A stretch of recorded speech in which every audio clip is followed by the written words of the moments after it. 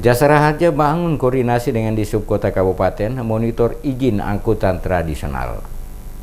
Setiap manusia tentu memiliki kebutuhan hidup masing-masing yang bervariasi. Namun segala kebutuhan hidup yang dibutuhkan oleh manusia tidak selamanya berada dalam satu kesatuan dengan tempat tinggal. Sebab keberadaan sumber daya alam di permukaan bumi tidaklah merata dan kebutuhan hidup manusia menyebar ke tempat lain. Oleh karena itu manusia memerlukan transportasi ke tempat lain dengan aman, nyaman, cepat, murah, dan sesuai lingkungan untuk memenuhi kebutuhan hidupnya. Sistem transportasi yang andal merupakan sarana penunjang kemajuan ekonomi karena akan menunjang mobilitas penduduk yang mampu mendistribusikan barang dari satu daerah ke daerah lain secara meluas. Speedboat adalah moda transportasi dianggap paling cocok untuk menyeberangkan warga dalam kawasan Teluk Ambon karena sangat efisien baik dari segi waktu maupun biaya. Sayangnya, moda transportasi yang paling difavoritkan warga saat ini masih perlu dibenahi oleh instansi teknis terkait, terutama dari segi keselamatan. Salah satu di antaranya wajib asuransi jasara harja terhadap penumpang. Para pengusaha angkutan tradisional ini seakan tidak peduli dengan hal yang satu ini, mengingat pada saat dan waktu tertentu ketika terjadi cuaca buruk, perairan Teluk Ambon bisa memakan korban. Dari beberapa kejadian tenggelamnya speedboat Raik Merdeka Wayame ataupun Kota Jawa, masyarakat menggunakan jasa transportasi ini tidak memperoleh klaim asuransi jasara harja. Sehubungan dengan hal itu, Kepala PT Jasara Harja Persero Cabang Ambon, Z Toding mengatakan akan berkoordinasi dengan Dinas Perhubungan Provinsi Maluku dan Kota Ambon maupun kabupaten lainnya untuk memonitor kelayakan angkutan tradisional, terutama yang ada di pelabuhan rakyat karena selama ini terpantau oleh Dinas Hub Kota Kabupaten setempat.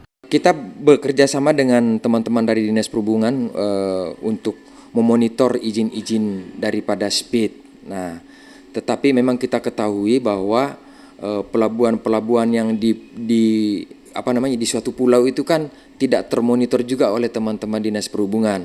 Ada pelra banyak. Di Masoi itu kalau tidak salah pelabuhan rakyat itu ada beberapa.